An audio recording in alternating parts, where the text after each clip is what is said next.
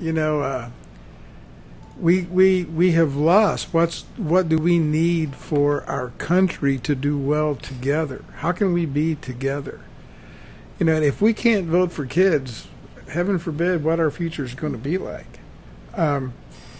You know, for years I've heard uninformed, I think people make up facts as they go, politicians, and they go, administration makes too much money. All the money goes to administration. Yep. Yesterday I saw somebody write, all the money goes to the educrats. The superintendents make too much money. Here's a stat for you. This is from the same study, I believe, that Cecilia was talking about early. Arizona has the lowest per pupil spending on administration in the United States. Yep. The lowest in the United States. But if you listen to our local politicians and our state politicians, they say all the money goes to administration. Well, that's total bull. Total. So, we big picture of life. If we want to do what's best for our community, if we want to keep our property values up, if we want to educate our kids so that they have the ability to have a great future, all the kids, then we have to invest a little bit. And $2 a month, if you can't invest $2 a month, then, hey, sorry. This is sad right now. Gary, right on that administrative, we have cut, in Coolidge, we have cut 20% the last 3 years in administration. We are very bare bones in administration, and by the way, that puts unemployed people out in the world without positions. But I want to share one other interesting comment. Sometimes you might. There's a lot of publicity every year about the classroom dollars, and that schools are not putting enough money in the classroom dollars. Many of us are around 53% of our budget in the classroom, and so people say, well, you're not using, you're wasting 47%. Well, let me talk a little bit about what that 47% pays for, because we're not allowed to count anything but teachers in the classroom, and we know there's a lot of support staff that help make that happen. Bus drivers, they don't count for instruction. They don't count in our classroom dollars. But I don't know how my students are going to get to school if I don't have bus drivers. How about my food service workers? We're required to serve not just one meal a day, but 2 meals a day, breakfast and lunch now. And so if I don't have food service workers, how are my students going to be prepared to learn? Because we need to feed them. I have custodians and maintenance folks, just what Gary was talking about with, we can cut all those people and put more dollars in the classroom, and then our places are dirty and trashy and under disrepair. So we have to keep that up. We got to have grounds, and we got to have maintenance people. If we have some trash, we get phone calls. If we have branches that are broken on trees, we get phone calls. All those things have to be taken care of. So when you look at classroom dollars, yes, we all strive really hard to get that in classroom, but there's a lot of other extra costs to running a school district. We also, many of us try to put instructional aides or paraprofessionals in the classroom to help with tutoring or assist the teacher. None of those people count as classroom dollars, and they are actually in the classroom. Anytime we hire a reading specialist or a math interventionist that's going to help our math and reading scores, they're not in a classroom. That does not count on our classroom dollars, yet they're working with students. So I wanted to bring up that point, because we get kind of beat up about the percentage that we have in the classroom. We've got a few questions out there from folks that are concerned.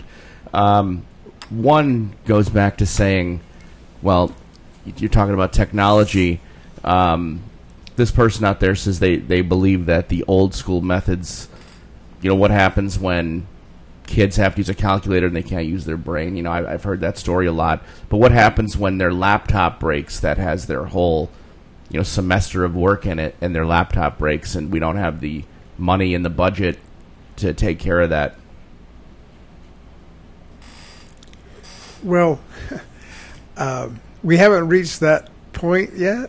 Where we're going as a district, right now, if the laptop breaks, the way our laptops are pretty doggone inexpensive, and we carry insurance on them, so if they were to lose their hard drive, we basically can replace that computer, and it doesn't cost the kid anything. Now the kids do pay a fee every year for that insurance, so that's how that happens. So, but we're getting ready right now to put wireless in all of our schools, and in the next 2 years, we're going to move to bring your own technology, because even with a capital override, when you start going, we're able to provide our high school kids with netbooks, but when you consider that going on and on and on, there's a cost there that can't be paid. So we're going to move to bring your own technology over the next couple of years. Before we go any more into technology, I want to go back to something that Cecilia was just saying. Some of the greatest non-classroom money ever spent on school nurses. We provide primary care for way too many of our families. Yep. And we must have school nurses, and that money does not count on classroom dollars as well. Exactly. Didn't mean to jump off target there, but that was a biggie. Yeah. School counselors, some of those support that our students need. Back to the tech. I've had some parents say that our kids don't need this technology. I own a restaurant, or my family owns a restaurant, and for 7 years our servers have had handheld computers to take orders. I'm looking at what you've got going on here, Joe. You're very technologically literate. I go get my car worked on. There's all computers. Right. I don't.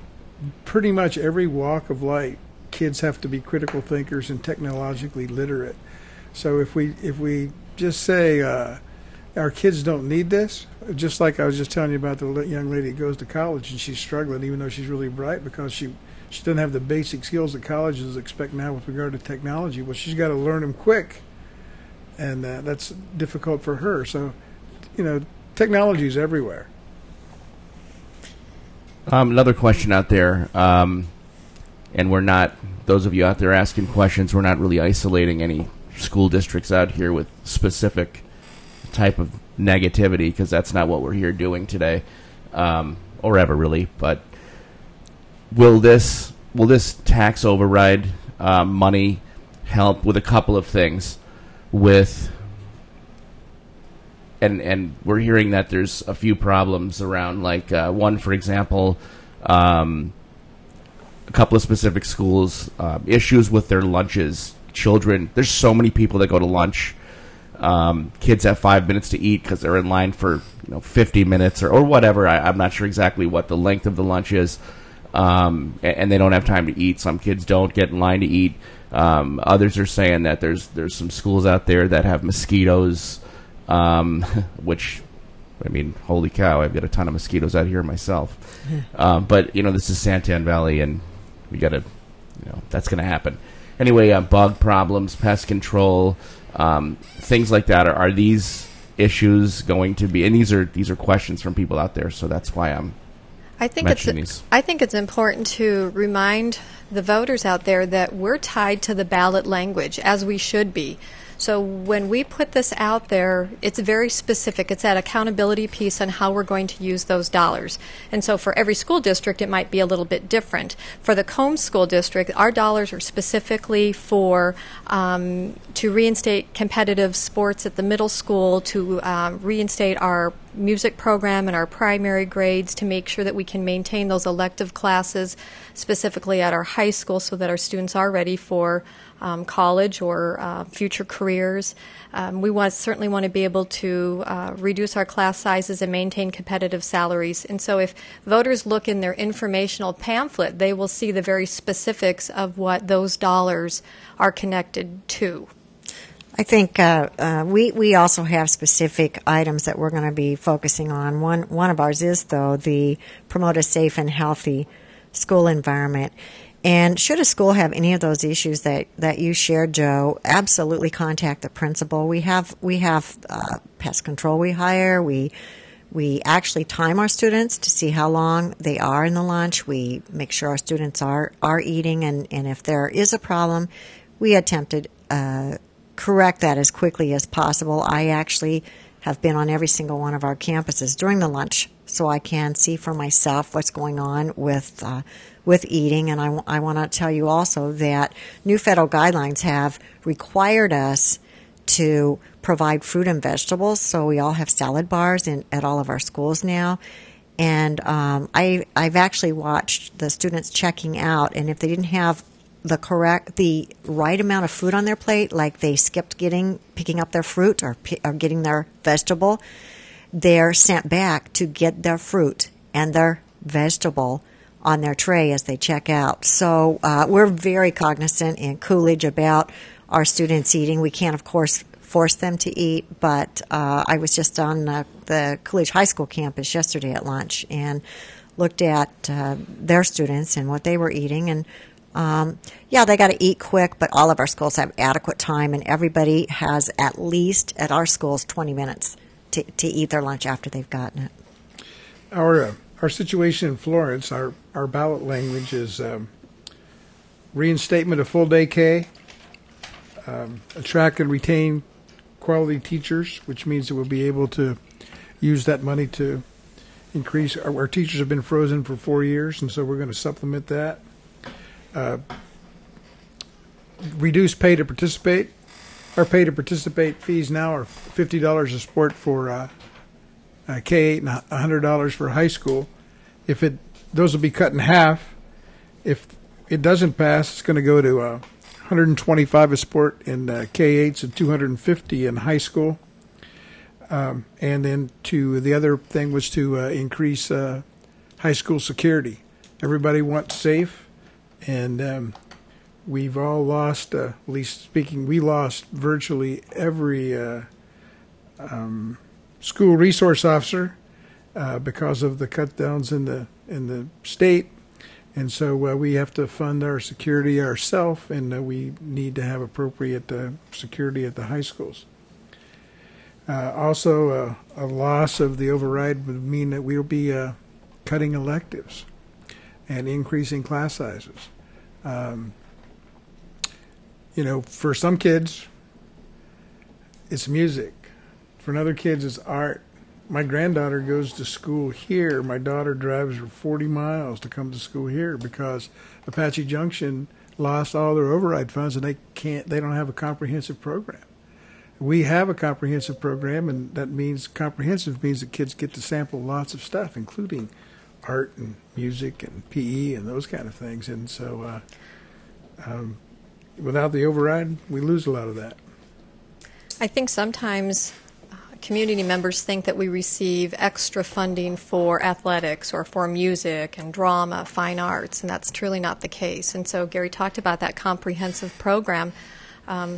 With these dollars, that's what we're able to implement. I know that, Gail, we played you in football a couple of times this season, and I was talking to your athletic director at Combs High School, and we were talking about the number of buses that we took for our football team, and he said, I can barely get one bus and a van to take our football team because we're only paying for that with gate fees, which means the money they collect from people paying to go to the games pays for the transportation for the teams to the away games. So it's really an eye-opener that money, athletics usually has to be self-supporting, and it's hard in these times for it to be self-supporting. We looked at what our costs were this year on athletics was $500,000 for athletics and almost $100,000 for extracurricular for what the district is trying to help in those areas, and we're just not going to be able to maintain those extracurricular and those athletic opportunities for our students. And I so agree with what Gary said about sometimes that's the reason kids come to school. In a prior life, I was an art teacher, so it pains me desperately to have to cut the arts because I know the students I taught in art for many, many years, and many of them shared the only reason they came was to be able to come to that class and express themselves in a creative way that they could not express themselves in some of their other core classes. So We need the comprehensive program. We have an amazing music program, and I guess I would remind our community that we just opened our high school just a few years ago, and so trying to build those programs is a struggle in and of itself, and then with the financial constraints makes it even more challenging. But we have an amazing music program. Our marching band just received first place at an invitational couple weekends ago, on their way to qualifying for state. And when you watch those students perform and the excitement that they have and the accomplishments, it's hard to think that because of funding that may have to go away. I'd like to. I often invite parents to come to our schools and critics to come to our schools. People read the newspaper, people that still read the newspaper, or that listen to TV, they have this picture of what schools are like in their mind, and they're not like that at all. I had a lunch with a fella who was just killing me about how bad our schools were, and I said, will you just take an hour and walk with me? And he took me up on it. And so we went and walked to school. We walked in the back door of a school. There's a boy that I knew. I didn't know him by name. And he said, "Hey, Dr. Nine, how you doing?" I said, "Great, how are you doing?" And he turned to the gentleman and said, "Hello, sir, how are you?" Then we walked through, over the course of the next hour, we walked in and out of classrooms. We were there on a break. Kids are walking, just doing the kid thing. And so then as the bell was ringing, we walked outside, and we have a warning bell like everybody does. And by the time the warning bell rang, giving the kids another minute, and we walked outside, and there was 20 seconds left. There's not a kid inside. And the guy says, only a fool doesn't admit when he's wrong. Now, we have 3% of our kids that just refuse to be taught. Even, I'm not the most biblical guy in the world, but even God said, wipe the dust from my feet. But for the most part, 97% of our kids are we're better off. I was teaching in the mid-'70s. We're better off now than we were in the mid-'70s, but people don't understand that. They think the schools are, that they're not safe, that there's not stuff going on. This guy walked through and we were great teaching going on. There's great stuff going on in our schools, but people don't have the picture of our schools that way today. And so, our older people to say, as Cecilia said, hey, I've done my time. I've raised my kids. Well, you know what? Social Security, I contribute to Social Security. All of our employees contribute to Social Security. I don't know one person getting Social Security that doesn't think that they earned it. That we're in this, Social Security, the whole thing, that we're in this together. Well, we're in this together too. Our state doesn't realize that we're in this together. We're 47th, 48th, 49th, 50th. And quite honestly, they don't seem to care. Well, I care, and I think our communities really do care. But we have to accept that we're in this together. And if we continue not to be in this together, we're going to no good place. Our kids deserve this. I want to bring up another point. This is a great opportunity to share these myths that we continue to hear. One is that, there's dropouts, particularly in Santan Valley. We see all these kids running around, and there's dropouts, and, our dropout rates are really high, and what do we do to get those kids in school? And the schools aren't doing their job because all these kids are dropouts. Well, let me share a couple of statistics about dropouts. Because I thought, wow, do we really have a big dropout rate when I came 4 years ago? And so I was looking, and when I got to Coolidge, our dropout rate was 9%. Now, since I've been in Coolidge and Santan Valley, we have both areas we serve with the Coolidge Unified School District, our dropout rate is 3%. And I'm going to guess my colleagues are very similar to that dropout rate. So when people say, oh, we have so many kids dropping out, and this isn't data we can make up, this isn't data that, we can spin. This is right off the Arizona Department of Education website. You can go and look up our data. That's our Chamber of Commerce asked me about the dropout rate. They were concerned about it and the dropouts, and I told them where to go on the AD website. They went on it, and the executive director emailed back and emailed to all the chamber members, hey, they're correct. They're at a 3% dropout rate. So one of the programs that we have implemented, I know Gary's got a program, we do too. Your high school's fairly new right now. We have sometimes it's called an alternative high school. We call it our non-traditional program. These are students that are not functioning very well in a regular comprehensive high school. They're struggling. Some of them are parents. They're young teens with children. Sometimes they're working. Sometimes they're supporting a whole family or siblings that they're raising. A whole lot of reasons why they can't function in a traditional setting. We all are providing services for those students. In ours, it's a non-traditional program right now, and we have 2 sessions. We have a morning session, an afternoon, evening session. We are serving 40 students, 20 in each of those sessions. We'd like to expand it because we have waiting lists of students to take that. But when you talk about dropouts, some of those kids would be classified as dropouts if we were not able to provide those programs for those students and educate them and put them back in and put them in the workforce for our businesses and our communities. So without money like the override, and we have to continue to cut, those are programs that get cut because those aren't required. We could go ahead and contribute to the dropout and increase our dropout rate. We don't want to do that. We want to educate all of our students and have them all be productive, contributing citizens. So we want to expand our non-traditional program and meet more the needs of those students. And so I wanted to highlight that particular item. And sometimes people say, well, we see kids out running around.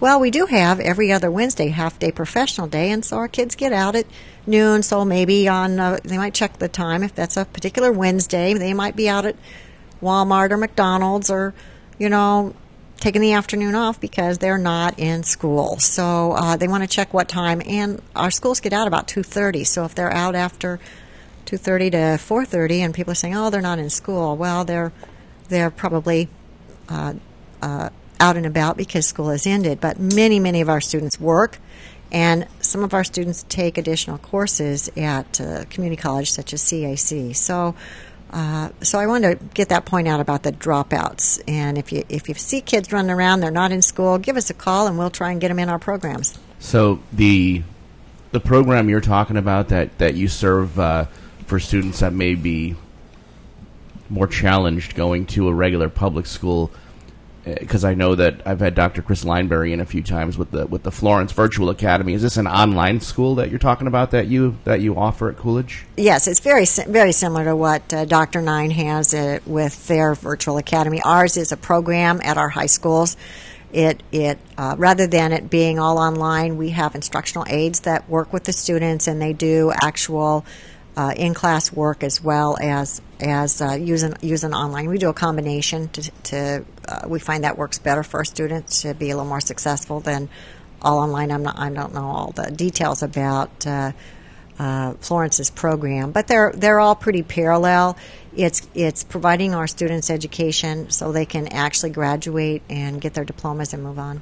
Because I know as a parent out here, I see a lot of new people coming in saying, "Oh, wow, there's all these wonderful charter schools because my child has these exceptional or whatever the reason is that they don't fit into the public school system." I think it's a good forum here to let people know that they can go to a public school and get an alternative program. And of course, Dr. Nine, I want you to mention the academy, but Dr. Blanchard, Combs, does Combs have a program like that as well? We do not have an alternative high school program right now. We just started our high school, just had our first graduating class last May. We just recently were awarded the 21st Century Community Grant, which will allow us to provide, maybe in a different way than what Florence and Coolidge has happening with their alternative program, but some before school, after school tutoring. We'll be able to provide some transportation. We'll be able to hold some parent classes and parent information and even some enrichment classes. So really kind of extending our school day at the high school level. So that's kind of our next step. And I'm sorry. Joe, I just wanted to share when you talked about parents looking at alternative choices, and we very much invite parents to use different parts of our curriculum, particularly our homeschool parents, if they're registered with the county. They can come to any of our schools, and if we have space at the high school, they can take elective courses. They can participate in extracurricular activities and athletics. Also at our elementary schools, we've had homeschool parents come and participate in PE and art when we had it. In our middle school, same thing with some of our extracurricular activities. We have homeschool students that are cheerleaders. We have a variety of way that we will support those families. If they're registered and they want some other kinds of enrichment activities, we're able to accommodate that. They cannot be in a charter school and be able to do that because they are charter schools are public schools and they collect ADM just like public schools do. So we don't have any way to be able to do that with the charter schools. But we certainly welcome homeschool parents that want to participate, and we have a JROTC program, so we have some homeschool families that their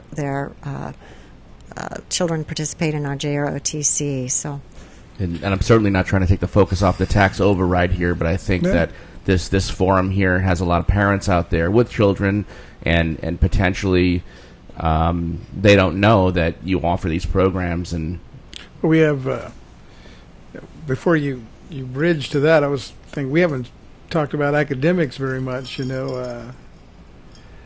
all about what a kid's learn, and so we have all kinds of kids and all kinds of needs. So we have advanced placement classes. We have international baccalaureate classes. We have the only international baccalaureate high school in the county at Florence High.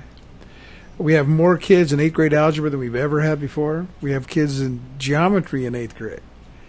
And then we have an alternative school for kids at high school, middle school, even 4th, 5th, and 6th grade if necessary. And then, as you mentioned, we have Florence Virtual Academy. In the Florence Virtual Academy, we haven't expelled the kid in 3 years. We have all kinds of kids that go to Florence Virtual Academy. We have kids that are pregnant that are going to Virtual Academy. We have guys that have gotten in situations where they absolutely have to work. We have kids that are looking to advance, to graduate early. And we have some very high-risk students that we've targeted. Most virtual academies don't target high-risk kids because it's tough to get them to do the stuff. But bottom line is, if you have kids that are high-risk, they need to have a way back. And so that's our way back. So we have, if you've had Chris here, so you know all about the creative things he does with kids. They make their own person. They meet virtually in a classroom, and now we're providing counseling for those kids in a virtual arena as well. So, we have all kinds of kids. They have all kinds of needs, and we have to find a way to meet their needs. $2 a month allows us to do that better. Bottom line, Yeah, I so agree with you, Gary. There's just the academic piece. We can't keep having the cuts and not cut the academics, and that's where it's really going to hurt in preparing our kids. We also, I also want to say the name of my 3 schools, because oftentimes people say, well, where are those Coolidge schools that are in Santan Valley? We have a pre-K 5 elementary school, Santan Heights Elementary School, and then we have a 6, 7, 8 middle school, Mountain Vista Middle School, and then we have a high school, Santan Foothills High School, which is just down a little ways from your studio on Gary Road, about 2 miles south of Hunt Highway. And so, we also offer AP courses for our advanced students, and we're very excited. We're getting ready to roll out a program actually next week at Santan Heights. We're going to have our first self-contained gifted program at Santan Heights. We're starting with our 3rd and 4th grade students that have been identified, and so we're really excited. We've got a gifted teacher that we've hired to come in and teach those students. So meeting the needs of all of our students, low achievers as well as our high achievers, as well as our special education population that we serve, and a variety of programs. But the cuts are going to have to come into academics if we don't have the funds to continue to provide the services that we provide. The like my colleagues, we are fortunate to have some student accomplishments. And one accomplishment we had at Santan Foothills last year was we had an engineering club as part of our engineering course win the state engineering competition, and were invited to the Smithsonian Institute. They closed down the Smithsonian Institute, if you can imagine, for one Saturday and had all 50 states' representatives compete. And then they got to go to the White House. So we had students that were able to compete. Engineering and technology and computers all cost money, and thank goodness for some volunteers that helped us do that. They had virtual meetings with NASA, so they were able to do a lot of work in that area, but funding those kinds of programs costs money, and we want to continue to do that so that we prepare the students. One time, we often hear we don't have enough engineers in Arizona. Craig Barrett has said numerous times that Intel wouldn't have come to Arizona if he knew there wasn't a prepared workforce, and Google pulled out because they didn't have the engineers to be able to stay and do the work they need to do. So we're working really hard in that STEM area, trying to get engineers developed. We also have this mining industry that's a solid foundation of Arizona. We need to, and they're not going to be carrying pickaxes over their shoulders and hard hats. They're going to be sitting at computers doing all that mining. So we want to make sure we're preparing our workforce with that technology. I think what we do as public educators is that, and I'm proud of this, is the fact that we take all students. We don't exclude. We welcome them, and then we work hard to meet their needs. So whether it's with engineering programs or athletic programs or music programs or alternative programs. And I'm proud of the fact that that we take them all. We don't exclude. Ditto, Gail. I agree. I get into our schools a lot, and this is the, you don't hug kids anymore. You haven't done that for a long time, but you can give fist bumps. Fist bumps are cool. And so I'm an old dude. I'm 64 years old. I'm getting down towards the end of the road, and I see kids. Kids are great. Kids are always great, and the more you see them, the more you like them. The more you see them, the more you know about them. The more you are marvel at how successful they are, given the struggles that they have to put up with. Yep. And our parents, I can't thank our parents enough for their support. And I invite anybody to give me a call, and I'll meet you any day, pretty much any time. Give me a couple choices, and we'll walk, and then you'll see that what we're saying is the truth.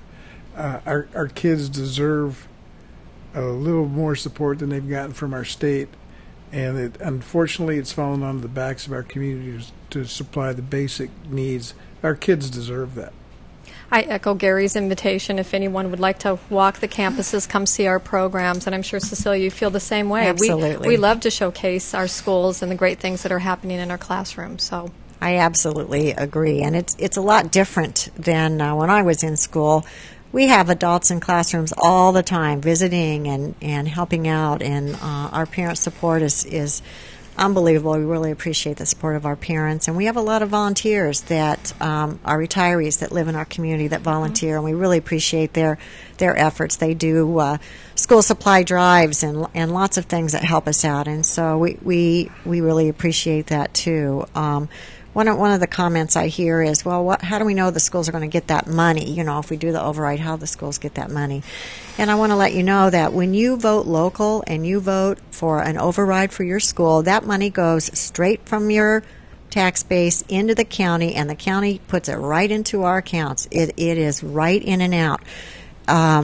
From your taxes that you pay to the county and right back to the school district. It stays local. It's here. It's being used in the schools. When it's the state giving it, the last 1 cent, there's been some discussion about that, the last 1 cent temporary tax, sales tax. We have tried very hard in our district to try and determine how much of that money we actually got, and we're not able to identify that. But what you can guarantee as a voter and a property owner, that when you support an override, that money will go directly to your local schools. And that's a fact I wanted to share. And specific to the ballot language. And so any of us could demonstrate and be accountable for where those dollars are and how they've supported those specific programs that are outlined. Absolutely. That's why we have an elected governing board that oversees the finances of school districts.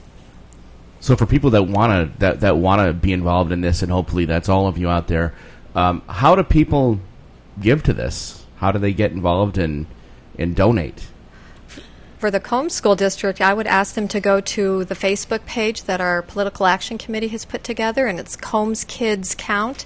And there's all kinds of information on there of what's happened, the walks that have taken place, the donations that are needed. You know, school districts can't pay for the signs or the mailers, and that has to come from the Political Action Committee. But Combs Kids Counts our Facebook page, and they can get all kinds of great information there and can volunteer to help. Absolutely. We also have a committee that's supporting us. It's called Our Kids. I'm sorry, I got to start over again. Yes for Our Kids in CUSD. Yes for Our Kids in CUSD. Coolidge Unified School District. That's what that stands for. And yes, it's a Facebook page. We're doing very much the same thing. I know our committees have organized neighborhood walks. There's flyers they've passed out. There's lots of information. And while those of us that are employees during our work hours can only share facts for the most part, we'll be happy to talk to anybody about the facts regarding school funding and what we're doing with that money, what we hope to do with that money, and more importantly, how it helps our kids. Florence, we've done the same thing. Florence is yesforkids.com. Just yesforkids.com. And some people are confused out there. Maybe some people haven't been regular voters. Some people don't have an idea even how this works, and mentioning to go to the Facebooks and all that is good. But do people physically send checks somewhere, or does it come out of their taxes, or how does that, when they do their refunds or their returns rather, how do they get the money to your operations? And can people be specific and say, I want this money to go to Florence, I want this money to go to Coolidge, and this to go to Combs? Okay. Each school district has their political action committee. So if someone wanted to donate, they would write their check to Combs Kids Count or whatever Gary's Yes for Kids. And Cecilia, one more time, what's yours? Yes for Kids at CUSD. There you go. And that there's a specific, and again, on our Facebook page, there's a specific address of where they can send their dollars to help support the campaign. If they want to designate it for signs, or they want to designate it, that's their choice to do that. Getting facts out is really, really important. Talking to people, and every one of our employees are happy to talk about the needs of our students, and more importantly, our students can talk about the needs of our students. I was sitting here thinking, I don't know how they get I assume we have a mailing address, but I don't know what it is for you can't mail it to the district. Right. It's got to be to the political. You have a action P.O. committee. box, I can tell you that. Yeah, we have a P.O. box, but I don't know what it is. Yeah.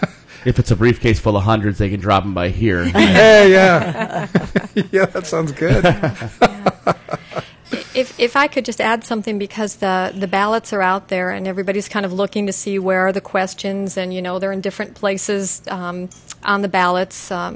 And if you're in Maricopa County, it's different than Pinal County. But I guess I would just remind the community that even though it says budget increase and it's a vote yes or a vote no, for us, it's a continuation. It's not a new tax. I actually had a community member call me and ask that question, and I know that's so confusing, and we have to work with our attorneys on the ballot language, and we have very limited control over how we'd like to put the wording in there. But again, even though it says budget increase, it's a continuation of an existing tax. I also want to say, where is it located on the ballot? Because those of you that have already received your early ballots, it's quite an extensive ballot. Lots of we have the national election, of course, all the way down to lots of different propositions on there.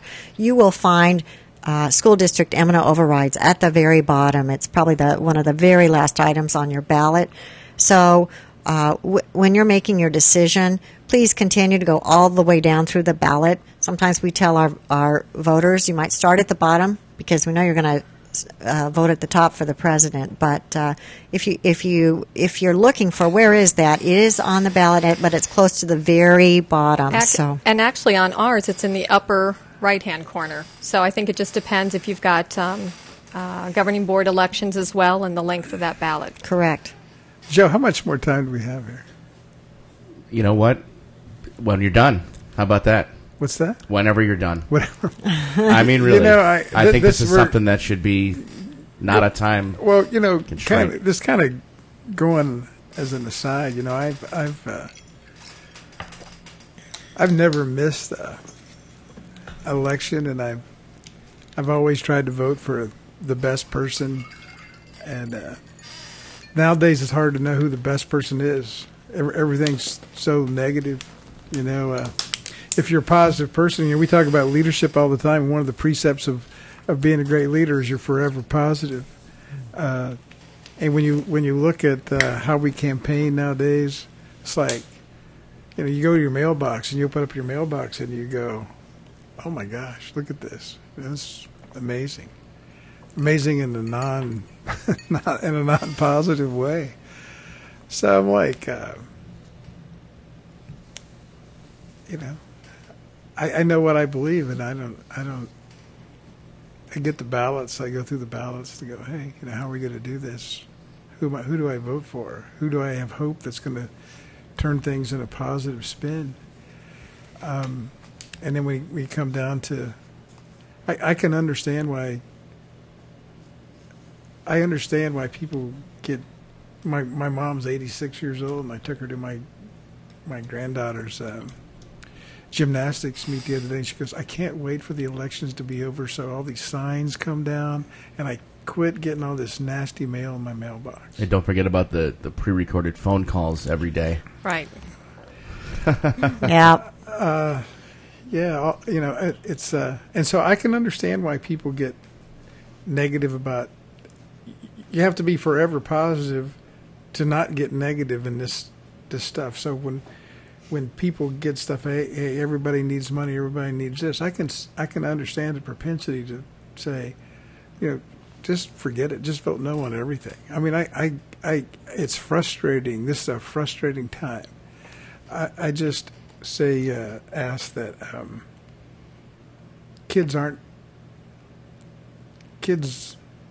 kids have the same needs that we had when we were kids, and we have to step out, and we have to recognize that everything that we hear is not true.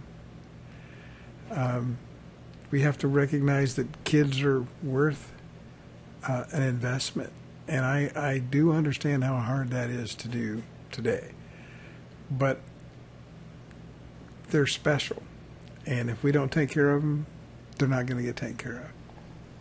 You're so true, because the kids are going to get lost in this election if we don't focus on the needs of them, because there is so much on the ballot. It's quite a contentious time in politics, and we don't want our students to get lost in this. Gary, you've written about and talked about a philosophy lately that I think bears mentioning here, and that's called common sense. And I really appreciate that, because it's very thought-provoking for me to think about, okay, what is the common sense thing to do when it comes to supporting our schools, our public education, and our students? The common sense thing to do is we better be preparing for the future, because I'm like you, I'm not quite as old as you, but I'm getting there. Someday I hope to retire. Won't be for a while, but we've got to prepare the future. There's got to be people behind us carrying on, and I hope they're better than me. I've got to prepare that next school superintendent. We've got to prepare the next teachers and doctors and lawyers. And I don't know about you, but my doctors are all way younger than me now, and I want to make sure they're very prepared to take care of me in my old age. And it's the public schools. When I ask them where they went to school, they went to public schools. They spent their time in classrooms just like our kids are there today. And if we don't invest in that as old people, I'm not going to have a quality doctor And the other one is a quality auto mechanic. Seriously, we are preparing everybody that takes care of our needs when I'm old, and I want to make sure that we're doing that adequately. And it requires money to do that, and an investment in our future.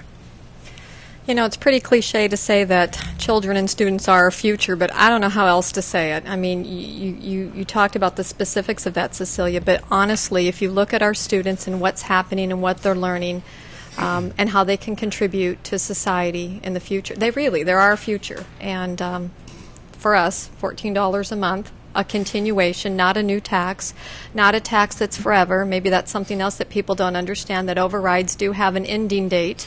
They're good for 7 years, and then if districts want to renew them, they go back out to the voters. So it's not a forever, and again, it's a continuation for us. Yes, absolutely. That it does have that seven-year end, but Gary and I have had lots of conversations about this and where we think we need to go. And Gary's always all about the kids. I love it, always about the kids. And but I know that doesn't always resonate with everybody, because everybody's on a fixed income. Everybody's looking, the stock market, all their investments have gone down, and I get that. I got to work 5 years longer than I thought I was going to work because of the economy. I get that. I understand all that, but. For us, it's 27 cents a day on a $100,000 house. We're not asking for exorbitant money here to build and develop this future, and it is an investment so much, Gail, that we need to do, and it helps all of us, because you're going to want all these people providing services to all of us, and they better be educated to be able to do that. And if you contribute, I guess the way I think about it, and I know the teachers, they're not doing this job for the money, obviously. But God, it must be, as a teacher out there, you must feel really unappreciated that, I would think that you're out there and people aren't wanting to throw in a couple dollars a month out of their income to help everybody across the board in education, the kids, the programs, to be the best that they can be. I don't understand why people can't just grip that and go, yeah, let's do that. So if everyone throws in just a little bit, it's like when you throw your change out of your pocket in a bucket, at the end of the year, you're ready to go on a cruise. Absolutely. It amazes me that, how that works, and this is the same way. And to get the teachers, just alone, to get the teachers there and know that they're in great spirits because they're feeling appreciated. And I know that's not the whole idea behind this, but boy, that would just, to me, seem like it would bring across a whole different feeling in all the schools. It's true. That's true. That's true. And, when you get that support, the community's behind you. It changes stuff. It changes stuff for the community. And we, in America today, we need a community that's together. We really do. God forbid our teachers start thinking that the community's not behind them, and they go, you know what, this isn't worth doing it. Let's go do something else. What's going to happen? We're going to have a bunch of uneducated people running our system here. Go find a highly qualified math teacher right now. Try to find a highly qualified math teacher in Arizona right now. Chemistry, calculus, science. Wow. So it's already happening. Oh, yeah. It is. Well, if yes. And don't you love those bumper stickers that say, if you can read this, thank a teacher? I absolutely love that, because, everybody's who they are today because of teachers. What they got to start their life out. And whether that was 12 years, 14 years, 10 years. And that's on both ends. The people out there that aren't doing anything are probably the ones that got out of the system early, and, the ones that are excelling and, becoming doctors and all that have gone to school systems that people are proactive in and taking care of their people. You know, our country was founded on, land of opportunity for everyone, equal opportunity, lots of our rights. Well, one of those is this public education. And some people say, well, the public education system's broken and we need to fix it. Well, you know what? I don't believe that. I don't believe it's broken. Because I ask a lot of those people, look at you, you're kind of pretty successful, and didn't you sort of like go through public education, most of you? Right. So I question when people say that the public system is broken, because it's not broken. And then they say, well, we don't want to just keep throwing money at bad whatever they want to call it. But you're not, if you come in and see what's going on in our schools, and if you look at how well you were prepared and what we're doing to prepare the future. So I challenge anybody like Gary stated, and I know Gail too, about come and see what our schools are doing. You would absolutely be amazed at the accomplishments that our kids are able to do, and our teachers. And is morale down? It is down. They've been frozen, and I know people say, well, all of us haven't had raises and that sort of thing, and I get that, but our whole system, and I'll get on a soapbox here, Gary, like you do, our whole system's upside down. We should be paying our teachers way more than we pay our doctors and lawyers, because they are preparing the future, but that's not the system we're in. And our teachers do it also for the love, because that's what they do, but they need to put food on the table as well, and contribute back to the economy. And so our teachers and our other employees, all of our bus drivers and support staff, we have a lot of minimum wage people, and I don't know how many people can afford to live on a little over $7 an hour, but we have a lot of employees on that as well that don't get raises, and they work darn hard. And I thank all my support people. We have one grounds person and one maintenance person to take care of 3 schools in Santan Valley. That's it. So sometimes they call and say, you got weeds in a fence. Administrators go out and they pull weeds, because that's what has to happen. So we try to look good. But yeah, they deserve it. Our teachers and all our employees deserve it. Do we want to close this out with anything from each district? I do want to say one thing in close for me. To the parents and people out there listening, we have a really special program out here in this area, and I know it goes for Combs and Coolidge and Florence Unified School Districts with CAC. I mean, think about, if you need a reason to justify throwing a couple of dollars a month into the kids, well, once they get to, is it 9th grade, they have the program where they can get free college. Promise for the future. If 8th grade, they make their promise in 8th grade. Promise for the future. So they make that promise, and then they get free tuition for 2 years, right? Mm-hmm. One of my children are at that age, and he's in it, and what a great thing that is, and what a great thing for the area. Yeah, you can. Yeah, that's a great thing. While you're talking about some other programs, we also have. Some people talk about, well, we need to get our kids so they have, quote, trades, or, how do we prepare kids to be EMTs or police or fire or construction. And we have a great program in Coolidge, a state school, it's called a JTED, Joint Technical Education District, and it's the CAVIT, C-A-V-I-T, CAVIT program, and their superintendent's Dr. Mike Glover, and they're doing some amazing things in CAVIT. It's a way for our students. We have students that are able to go to CAVIT their junior and senior year and earn their EMT. They're able to take some tests and become nurse practitioners, massage therapy. They have a cosmetology school. They have a variety of programs. Veterinary, they started there. So our kids are able to participate in CAVIT, but that costs money because we have to bus the kids there from Santan Valley. It takes about 40 minutes to drive down there from Santan Valley.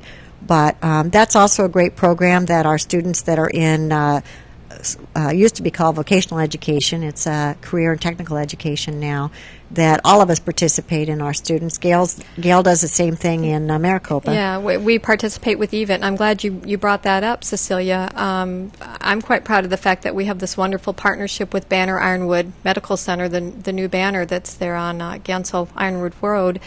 And they're helping to support us with our medical profession program. We have a doctor's office, so to speak, built in one of our buildings of our high school, and so our students will have an opportunity to have internships and partner with the staff over at Banner, and we'll be able to earn some of those same accreditations and certifications that you were just talking about. So it's important. But Yes. You're right, but there's a price tag that comes with that. That's part of that comprehensive program that Gary mentioned earlier. Absolutely. We're just lucky to have CAVIT that's able to provide that for our students, because they're very expensive to offer those kinds of programs with all the technology that's needed. So we have culinary also. I know Gary. Gary's got a fabulous culinary program at Post and Butte, and we have one down in Coolidge High School. So I'll close, Joe. I'll close by saying that we do our very best every day. We're not perfect, and when we're wrong, we admit that and we fix it. We do what we have promised that we have done. Everything that we promised in the capital override, we've delivered. We're good stewards of our community's dollars, our tax dollars. Our kids are doing well academically. Our kids need this override. Our communities need the override. And $2 is not too much. And I thank you for the opportunity to be here today. And I thank our community for supporting us. Dr. Yeah. Johnson? Oh, well, boy, you're a hard act to follow sometimes, Gary. I hate that. I hate that. You've been in this business a little bit longer than me. A lot. I'm gonna very much support everything that Dr. Nine said about Florence. We True and Coolidge Unified. Thanks so much the community support we get. It's an amazing place, Santan Valley, 80,000 plus strong. You would never know it's out here sometimes, but we need to continue to make our mark in Santan Valley, whether we're incorporated or not incorporated. We need to continue to make our mark, and the way to do that is to continue supporting our education, our public education at Coolidge Unified, supporting us with 27 cents a day, not asking exorbitant amount of money to do that. And we just hope that you'll consider the future of Santan Valley, because we want it to continue to grow and thrive, and we want people to live here and be happy here, and feel confident in their schools, and believe that they're fiscally responsible. And I believe all of us have shared that. We've got open books for people to look at that. That's all public record. So. And be happy to talk to anybody that wants to talk more about it, and appreciate the support. Thanks so much, Joe. Dr. Gail Blanchard Combs. Thank you. We need our community support. And I challenge our community, if you don't know what's happening in the schools, come out and join us. We have a football game Friday night, home game. We have a drama musical production Saturday night at 7 o'clock. Both of those events, of course, are at our high school, so we invite our community to come join us. Come see what our young people are doing and the great things that are happening. I'll say it again, I'm proud to be a public educator, and I'm proud of the fact that we take all students and we do not exclude. But we need our community support and help. It needs to be a collective responsibility.